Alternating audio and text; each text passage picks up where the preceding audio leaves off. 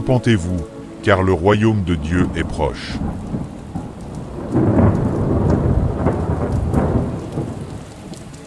Le message est clair. Il est temps de revenir à Dieu. La méchanceté et l'indifférence des hommes grandissent, mais sachez que le déluge spirituel approche.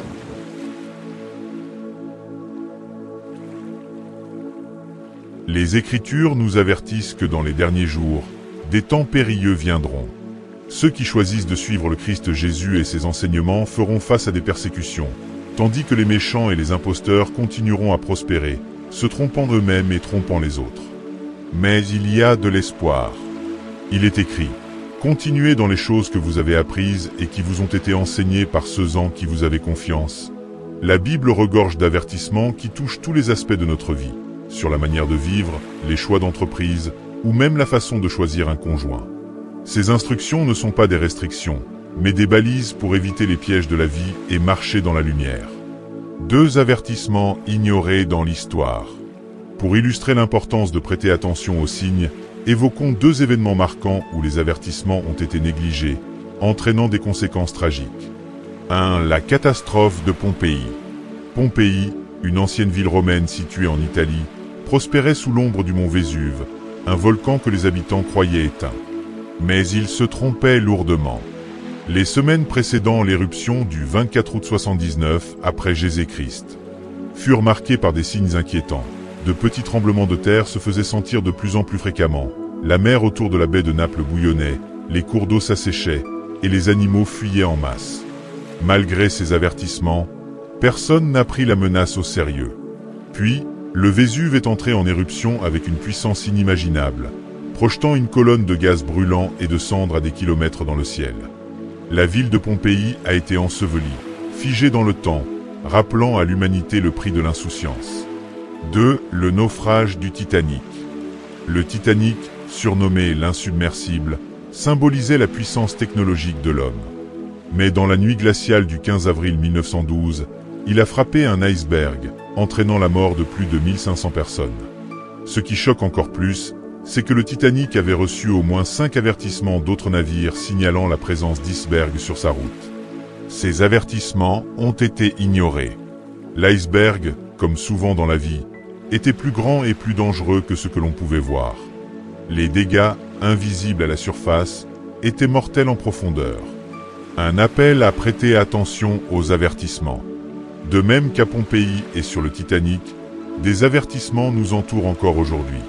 Certains ignorent les signes de danger pour leur santé, mauvaise alimentation, manque d'activité physique ou négligence des examens médicaux. D'autres reçoivent des rappels au travail concernant leur productivité ou leur ponctualité. Même sur la route, les panneaux et limitations de vitesse sont des appels à la prudence. Chaque avertissement est une opportunité de changer de direction avant qu'il ne soit trop tard. La Bible elle-même est un guide rempli de conseils pour nous éviter des souffrances inutiles. Alors, prêt à écouter et à agir? Le moment est maintenant, car le Christ revient bientôt, et il est encore temps de se tourner vers Dieu. 5 avertissements bibliques que nous ignorons souvent. Aujourd'hui, je veux vous parler de 5 avertissements essentiels tirés de la Bible, que beaucoup d'entre nous négligent, mais qu'il est vital de prendre au sérieux. Ces alertes sont là pour nous guider et nous protéger, mais encore faut-il leur prêter attention. Premier avertissement, le rendez-vous inévitable. La Bible est claire, il y a 2 rendez-vous que personne ne peut manquer. Il est réservé aux hommes de mourir une seule fois, après quoi vient le jugement. Nous vivons souvent comme si la mort était un concept lointain, mais en vérité, il suffit d'un battement de cœur manqué pour que tout change. Le jour viendra où chacun de nous se tiendra devant Dieu.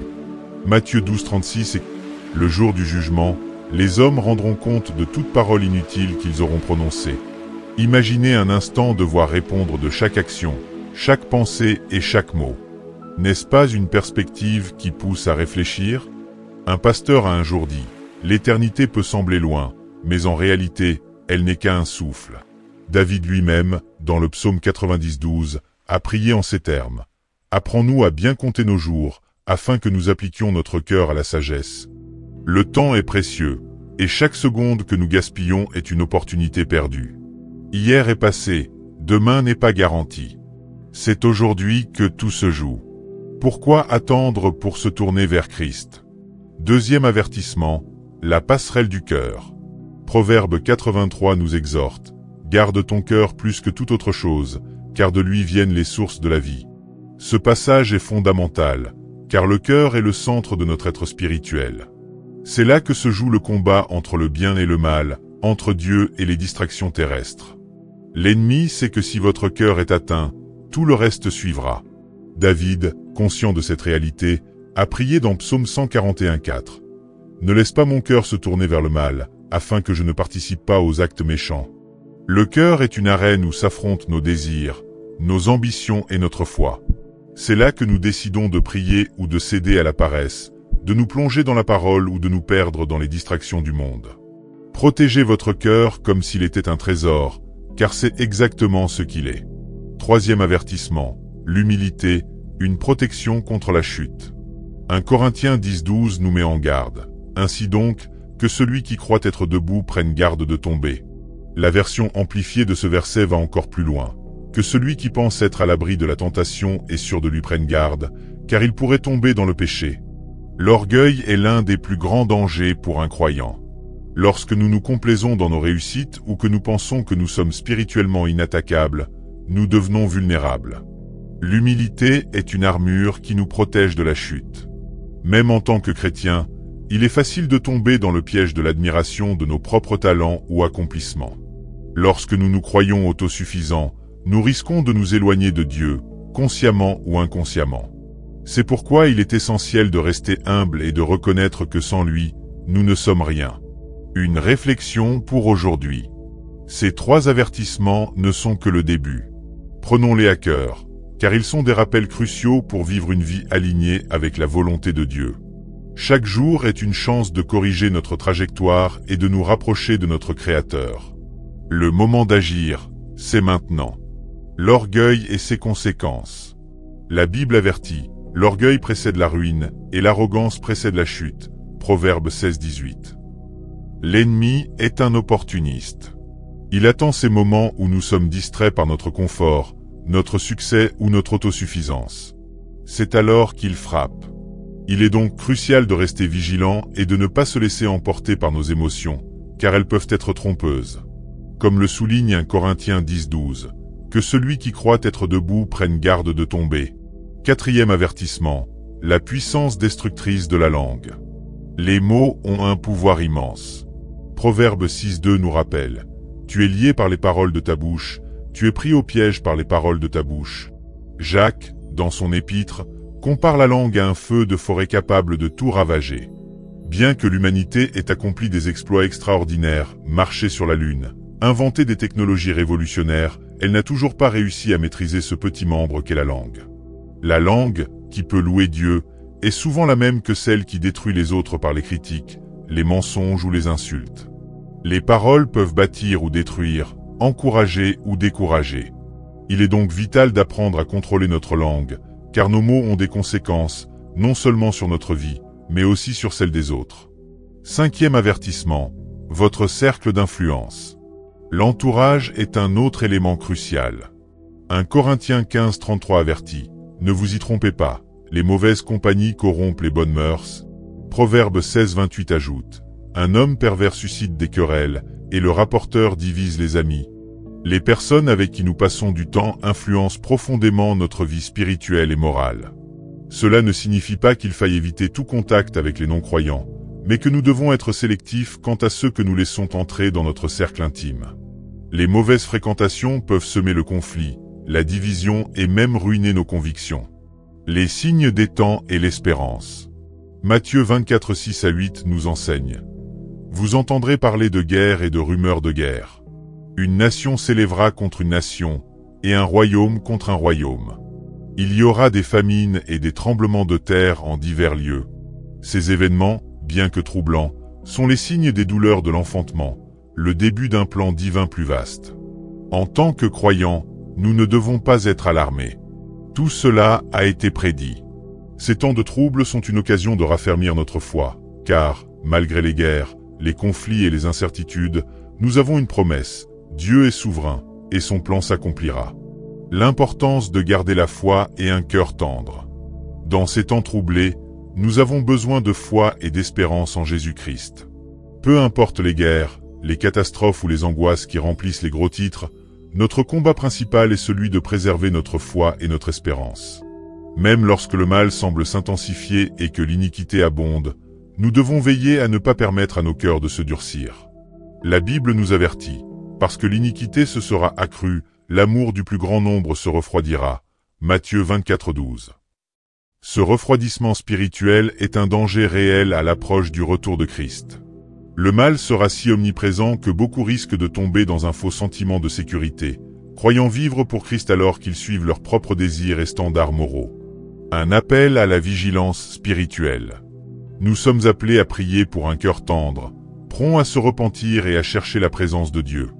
Hébreux 3:15 déclare « Aujourd'hui, si vous entendez sa voix, n'endurcissez pas vos cœurs. » Un cœur endurci est synonyme de cécité spirituelle, d'insensibilité à la beauté et à la gloire de Dieu, et d'un attachement excessif à nos propres désirs. Pourtant, dans sa miséricorde infinie, Dieu nous offre une transformation. « Je vous donnerai un cœur nouveau, et je mettrai en vous un esprit nouveau. J'ôterai de votre chair le cœur de pierre, et je vous donnerai un cœur de chair. » Ézéchiel 36:26. Jésus revient bientôt, soyez prêts. Le retour de Jésus-Christ est imminent, comme un voleur dans la nuit. Ne vous laissez pas distraire par ce monde. Ne vous installez pas dans un confort temporaire qui détourne votre regard de l'éternité.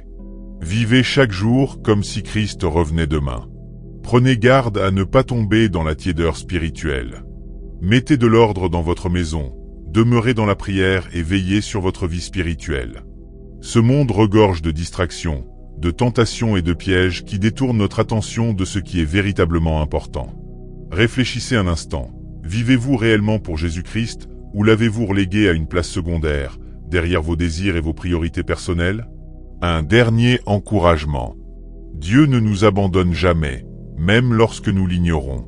Depuis le commencement, il nous appelle à lui, désirant transformer nos cœurs et renouveler notre esprit. Aujourd'hui, saisissez cette opportunité de vivre pleinement pour lui. Il ne s'agit pas seulement d'un appel à éviter la calamité, mais d'une invitation à embrasser la vie abondante qu'il promet.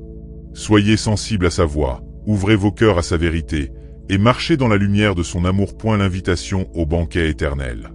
Dans l'évangile de Matthieu, Jésus compare son retour à un grand festin de noces, une célébration de joie incomparable marquant l'union parfaite entre Christ et son Église, son épouse. Cette image d'un banquet céleste est une invitation ouverte à tous. Mais avez-vous accepté cette invitation? Ou bien la repoussez-vous encore, pensant avoir plus de temps? Peut-être que vous n'entendez plus le son de Jésus frappant à la porte de votre cœur. Les distractions de la vie, le travail, les finances, les relations, les loisirs ont pris le dessus. Ces choses semblent cruciales aujourd'hui, mais elles ne sont que temporaires. Lorsque votre vie terrestre prendra fin ou lorsque Jésus reviendra, elles perdront toute leur importance. Un rappel sur la brièveté de la vie. La vérité est que demain n'est pas garanti. Nous pensons souvent avoir plus de temps pour nous mettre en règle avec Dieu, mais la vie est courte et incertaine.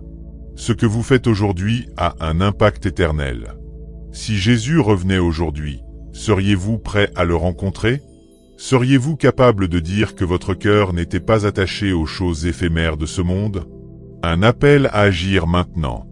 La Bible nous exhorte à ne pas remettre à plus tard notre foi en Christ. Aujourd'hui, si vous entendez sa voix, n'endurcissez pas votre cœur. Hébreux 3:15. Acceptez-le dès maintenant. Laissez-le entrer dans votre vie et permettre à sa grâce de transformer votre cœur. Se débarrasser des poids inutiles. Hébreux 12:1 nous encourage à rejeter tout fardeau et le péché qui nous enveloppe si facilement, et à courir avec persévérance dans la course qui nous est proposée. Ces poids sont les distractions, les mauvaises habitudes ou les attachements mondains qui nous ralentissent et nous éloignent de notre but spirituel. En tant qu'enfants de Dieu, nous sommes appelés à vivre dans la lumière de l'éternité, avec Jésus-Christ comme notre priorité absolue. Vivez pour Dieu aujourd'hui.